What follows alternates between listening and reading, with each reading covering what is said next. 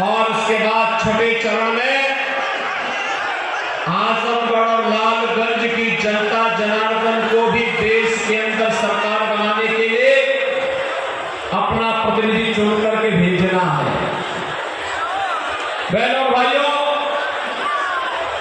4 चरणों के चुनाव के परिणाम और उसके रुझान जो अब तक दिखाई दे रहे हैं, ये रुझान इस बात को बताते हैं विपक्ष के अंदर मची खलबली, विपक्ष के अंदर आई बौखलाहट उनकी हार को स्पष्ट प्रदर्शित करता है।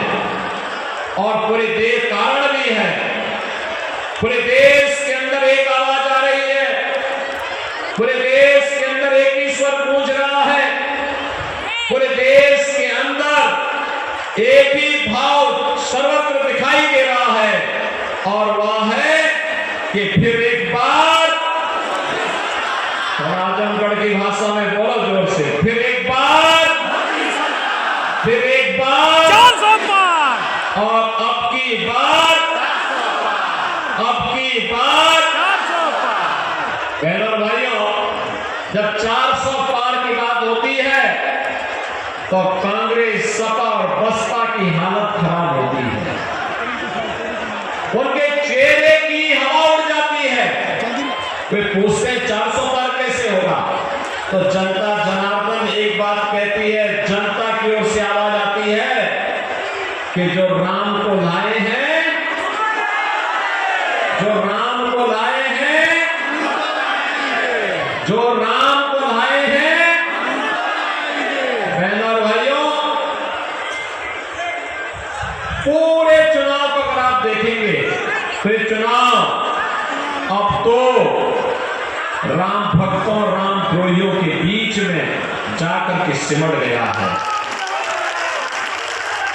जिन लोगों ने आपके सामने पहचान का संकट खड़ा किया था, जिन्होंने राष्ट्र की सुरक्षा पे सेंध लगाई थी, जिन्होंने हमारे आराध्य देवों के पवित्र स्थलों को पवित्र करने का कुत्सित प्रयास किया था, जिन्होंने उत्तर प्रदेश को आतंक की गतिविधियों का गढ़ बनाने का प्रयास किया था, जिन लोगों ने विकास बाधित किया था, ये चुनाव उनको जवाब देने का सर्वोत्तम माध्यम है। बहनों और भाइयों, मैं आजमगढ़ में से आया हूं। निरुवा ने मात्र 2 वर्ष के अंदर आजमगढ़ की तस्वीर और तकदीर को बदलने के लिए और किस प्रयास किया, और आगे आजमगढ़ में दिखाई भी देता है। आप देख रहे होंगे आजमगढ़ में या तो 4 लेन की कनेक्टिविटी है या 2 लेन की कनेक्टिविटी है। आजमगढ़ में महाराज सुहेलदेव के नाम पे विश्वविद्यालय भी बन गया है। आजमगढ़ में संगीत महाविद्यालय का निर्माण भी हो रहा है। आजमगढ़ में एयरपोर्ट का निर्माण भी हो गया है।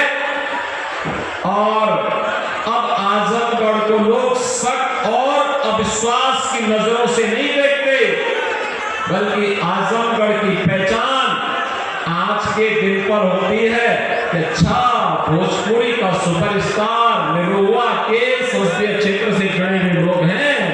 देखो, इस रूप में लोग देखते हैं। आप चुन किसको रहे हैं, आप देखना, कहीं आप चले जाइए देश के अंदर। बहनों और भाइयों, अगर समाजवादी पार्टी का नेता होगा तो हर व्यक्ति उसको शक की निगाहों से देखता है। अरे सपा का व्यक्ति है तो लोग मान लेते हैं कि सभी को नहीं होगा, ये जरूर कोई गुंडा होगा, ये कोई बदमाश होगा, और सपा का समर्थक है और कुछ और है तो लोग उसकी तलाशी लेनी शुरू कर देते हैं। पुलिस के कर्मी जैसे मिलते हैं, लोग समझ लेते हैं कि कहीं गड़बड़ करने के लिए आया होगा। भाइयों, लेकिन निरुवा ने आजमगढ़ की तस्वीर को सरकार के साथ मिलकर के बदलने का प्रयास किया, और आज परिणाम है, आजमगढ़ का व्यक्ति कहीं जाता है तो लोग आज आपको शक की निगाह से नहीं देखते। हाँ, ये जरूर आपसे ख्वाहिश रखते होंगे कि आप भी भोजपुरी में सुना दीजिए। ये करते होंगे, लेकिन बहनों और भाइयों, पहचान का संकट आज के दिन पर आपके सामने नहीं, और ये सबसे बड़ी समस्या का समाधान पहले उन्होंने किया। दूसरा, उन्होंने यहां पर आपको एक पहचान दिलाने का प्रयास किया कि मेरे आजमगढ़ में विकास होना चाहिए। सड़क, बिजली, पानी, हाईवे, रेलवे, संगीत महाविद्यालय, विश्वविद्यालय की स्थापना, ये सभी लगातार अब आपकी पहचान बन रहे हैं। और इस पहचान को भाई बैठ जाओ, आगे लोग बैठ जाए, आगे पीछे वाले को भी देखने दो।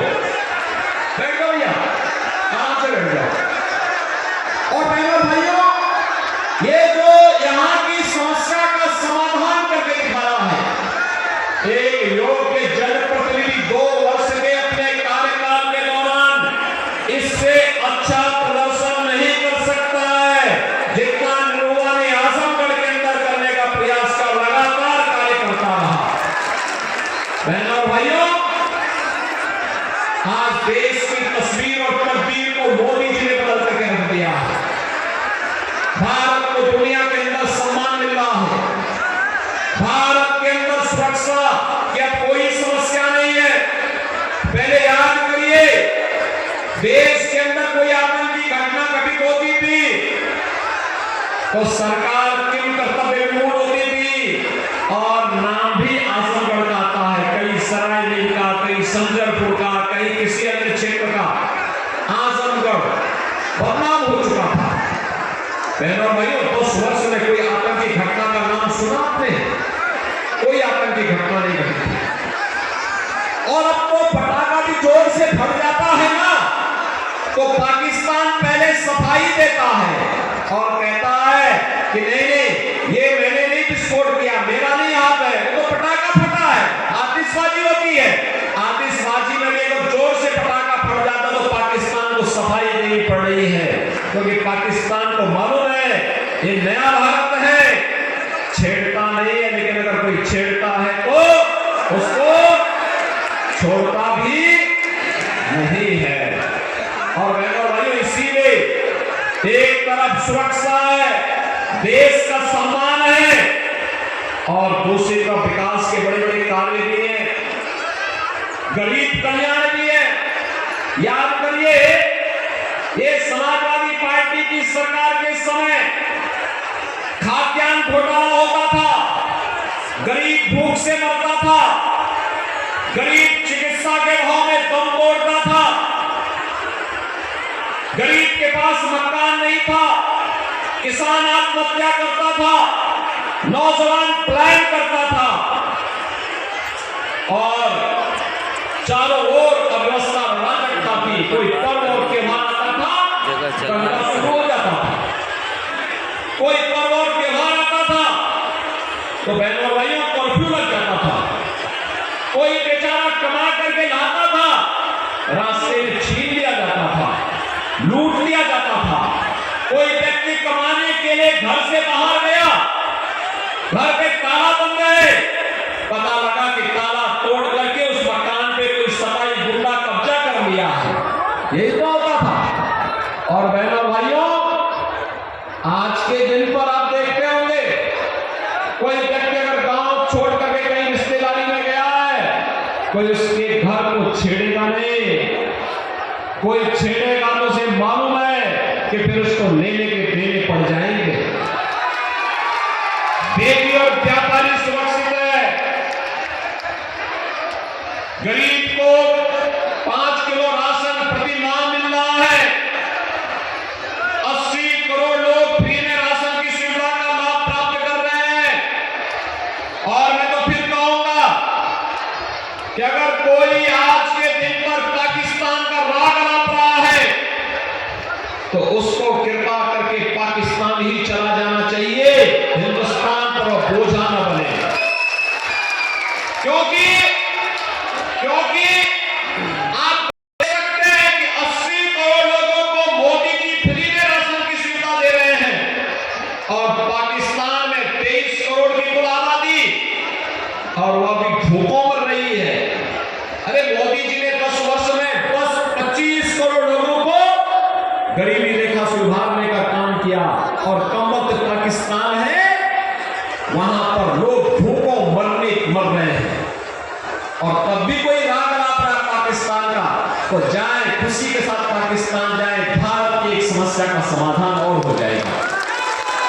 बहनों भाइयों, 60 करोड़ लोगों को 5 लाख रुपए हर वर्ष स्वास्थ्य बीमा का सुविधा प्राप्त हो रहा है, और जो भी गरीब आता है, कोई सांसद, कोई विधायक, कोई पूर्व विधायक, पूर्व सांसद, कोई पदाधिकारी या पीड़ित भी अगर मुझे लिख देता है कि मैं बीमार हूं, मेरे उपचार में पैसा खर्च होना है, मेरे पास पैसा नहीं, कोई कमाने वाला नहीं, मैं कहता हूं निश्चिंत होकर के अपना उपचार कराइए, खर्चे की जिम्मेदारी मैं उठाऊंगा, चिंता मत करो।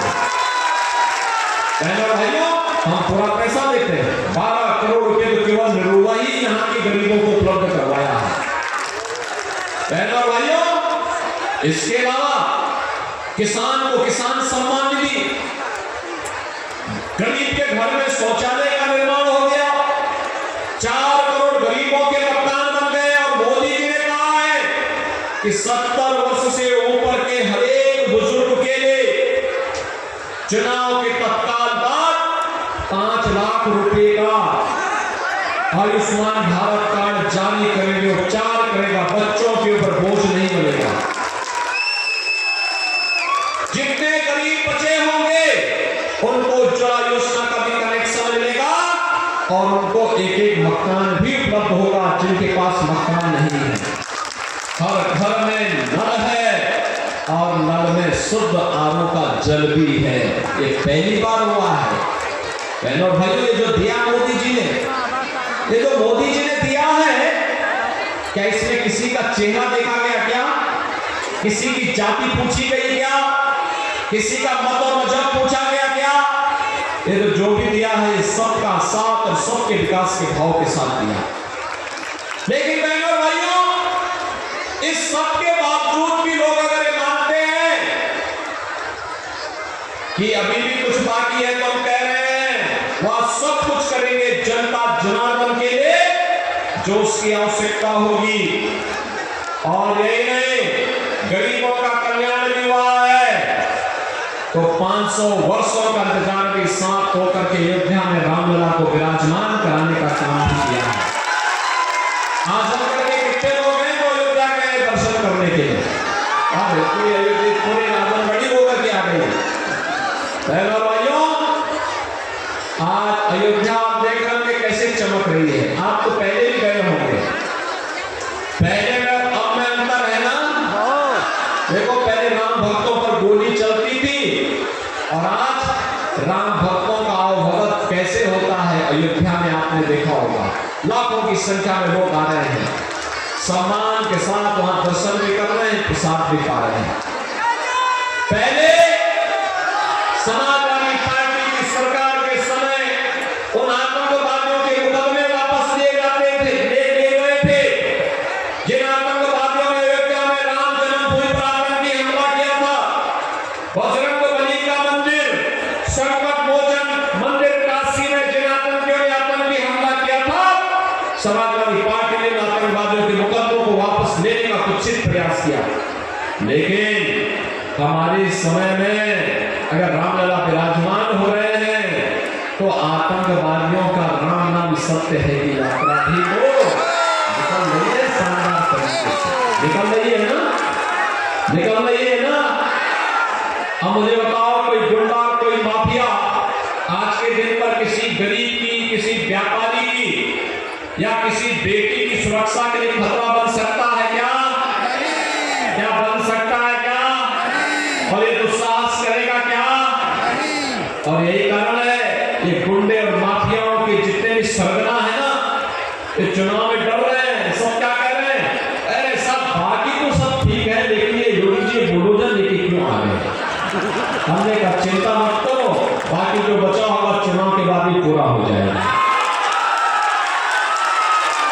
बहनों भाइयों, मैं आपसे केवल एक बात कहने के लिए आया हूं। देखो, जनप्रतिनिधि अच्छा चुनना चाहिए। वही विकास लेके आता है। अब देखो ना, आपने समाजवादी पार्टी को बार बार चुनाव जिता के देखा, सभी विधायक उनके ही है। सांसद भी 2019 में आपने एक सपा का जिताया, एक बसपा का जिताया है। बसपा का सांसद को देर आई गुस्सा है, उन्होंने कहा मैं गलत पार्टी में थी, अब वो बीजेपी में आ गई है। लेकिन उपचुनाव में समाजवादी पार्टी की जमानत आपने जब्त करवाने का काम किया था, और देखते ही देखते अब पहचान भी बदल रही आजमगढ़ की, और विकास भी हो रहा है। विश्वविद्यालय भी मिल गया, मेडिकल कॉलेज में अच्छे ढंग से काम कर रहा है, नर्सिंग कॉलेज में लोग वहां पे बना रहे हैं, यहाँ की बेटियां नर्सिंग करते नहीं पे करेंगी आजमगढ़ में ही, और संगीत महाविद्यालय नए नए निर्वा पैदा होंगे, नए नए अमृतपाली दुबे पैदा हो जाएंगे यहाँ पर, क्योंकि सबको एक्टिंग करने का एक मंच ये लोग यहाँ पे दे देंगे। हमारा आजमगढ़ अब आतंकवाद का नहीं बल्कि मनोरंजन का और फिल्म सिटी का एक केंद्र बनकर के उभरेगा। नए नए युवाओं को यहाँ पे काम करने का अवसर मिलेगा।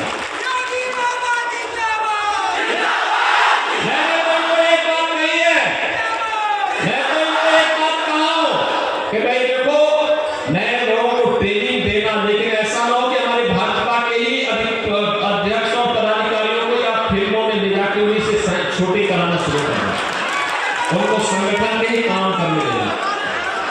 और इसलिए बहनों और भाइयों, मैं आज आपके पास आया हूं, इनके साथ फिल्म में काम करने के लिए यशवंत सिंह है। यशवंत सिंह जी फिल्मों में काम करें, उनके साथ में कोई दावा करो कर सकते हो, लेकिन अगर सहजानंद राय को मत छेड़ना। ये सभी लोग संगठन का काम करेंगे। और इसलिए बहनों और भाइयों, आज मैं आप सबसे कहने के लिए आया हूं, अभी आजमगढ़ को बहुत कुछ देना है, औद्योगिक सिटी बनानी है। प्रधानमंत्री मोदी जी के नेतृत्व में आज विकास जिस तेजी के साथ आगे बढ़ रहा है, हमें ऐसी स्थिति पैदा करनी है।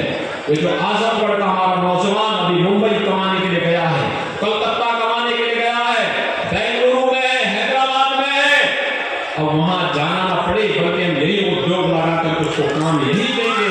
और आजमगढ़ का हमारा नौजवान देश और दुनिया को नौकरी देने की स्थिति में आ सके, इस प्रकार की प्रस्तुति बनानी है। इसके लिए निरुवा यहाँ के लिए आवश्यक है।